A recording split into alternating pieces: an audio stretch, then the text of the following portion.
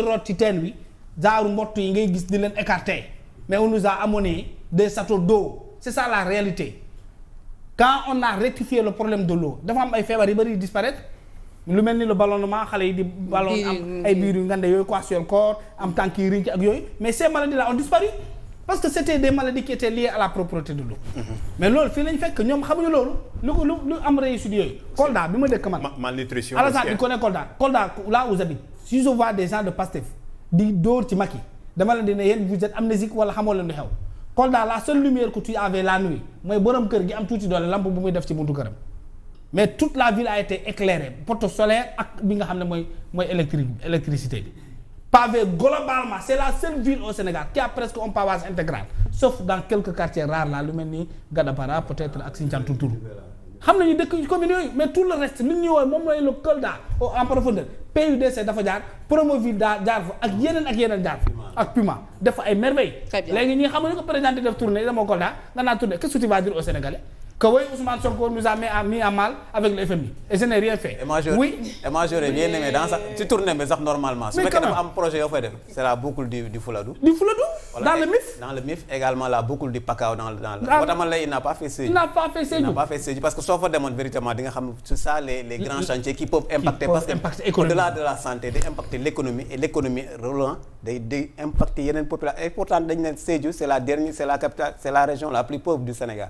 Donc le président n'a pas séjourné à Sédhiou, il a passé toutes les nuits à Ziguinchor presque pratiquement. Très bien. Mais Fatick merci Cheikh nee nañ li nga doon wax oui. nee nañ li nga doon wax moom mooy bilharziose moom la feebar boobu moom lañ doon di am foofu Kalidou Ba notre confrère ñu ngi koy nuyu bu baax a baax moom tam. xam nga élément Ndeye Khady bi dafa dugg léegi ci thème bi ñu génn. Sur le pétrole. Donc la responsabilité du président de la République est engagée. Début bi digg bi fin bi kenn mënu ko ci génne moo tax maa ngi xool léegi benn publication bu Baba Aïdara def di interpeller gëm sa bopp ci façon bi ñu fas yéene déposer plainte bi waxul ni bon na mais dafa leen xoolaat leen ko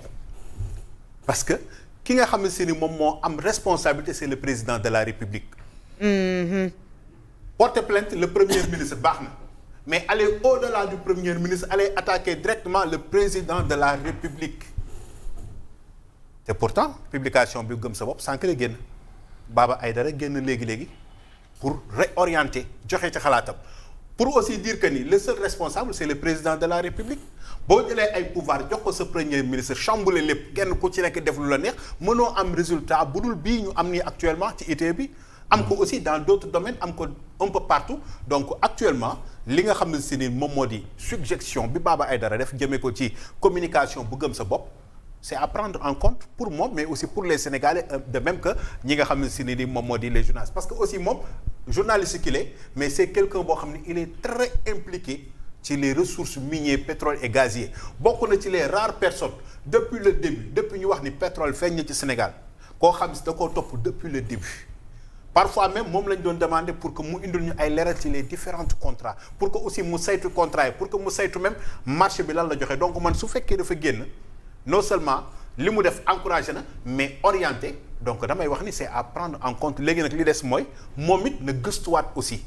ci li nga xam ne si moom mooy itee li rapport bii génn nii lan moom moo indi quoi bi fan la damoo lan moom moo indi problème bi pour éviter de pareilles situations ñëwaat encore ci 2025 mais aussi tey jii seul le président Kandé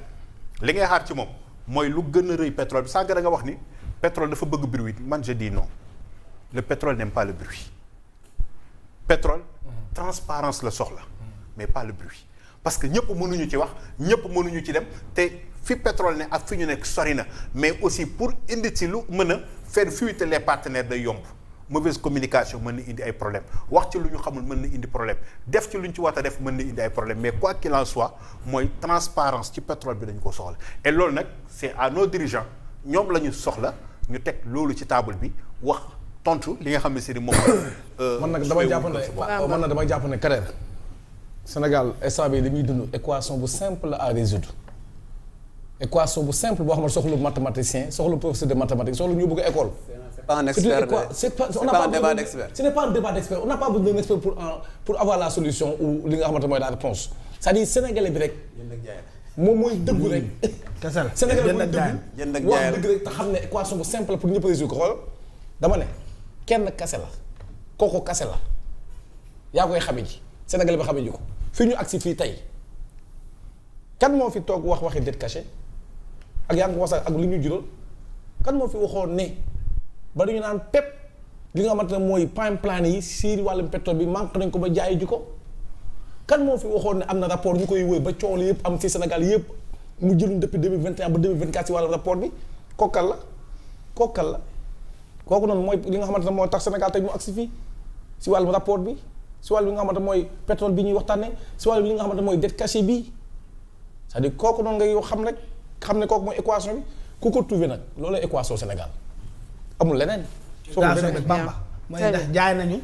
wala jaayuñu bu ñu jaayee kan moo jënd ñaata ngeen ko jaayee. luy suñu wàll. loolu kese la. ci loolu aussi y a le directeur de Petrosen Holding. xam nga boobu détail aussi c'est à préciser. le DG de Petrosen Holding mooy supérieur u taala bii nii donc question yi tamit jeexagul de. jeexagul il faut que ñu remonter ko ba ci kaw ba xam fan la couac bi nekk lan moom moo indi lii nii parce que ñii ni dafa mel ni ñoom. dañoo ñëw xamuñu ci yëf yi dara ñu chamboulé lépp. très bien toog di xaar ku leen wax naan signé leen viré leen joxe leen. très bien maa ngi koy junj sànq ci at wi également muy taxi gis nañ ne 2025 bi également dund nañ ci ay taxes yu bare yoo xamante ne état bu Sénégal daf ko teg ginnaaw loi yi nga xamante ne itam dugaloon na ko ci wàllu woowu taxe ci wàllub alcool bi ci tabac bi ak jeu de hasard yi nga xamante ne itam fi mu toll nii teg nañ ay taxes ci seen ndord dañu ciy def ab taxaw ak Alsane Balde.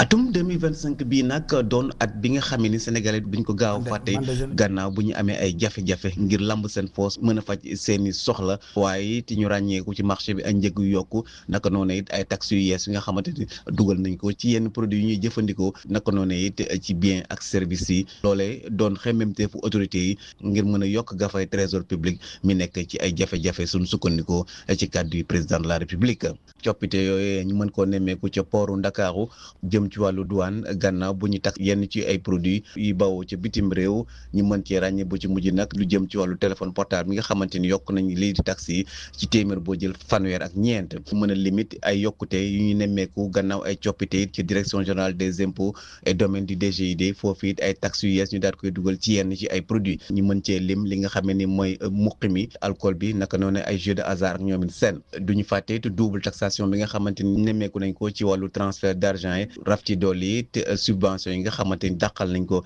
ci yenn ci ay produits taxes yu bëri yi nga xam ne nemmeeku nañ ko nag tax na sénégalais yi sentiruñu bu baax a baax wàññite bi nga xamante ni autorités yi jël nañ ko ci ay produits ñu mën cee ràññee li nga xam ne ni mooy pétrole bi ak gaz bi bu ci mujj te lu ëpp ci sénégalais yi sentiraguñ ko dëgg-dëgg ci seen i gafa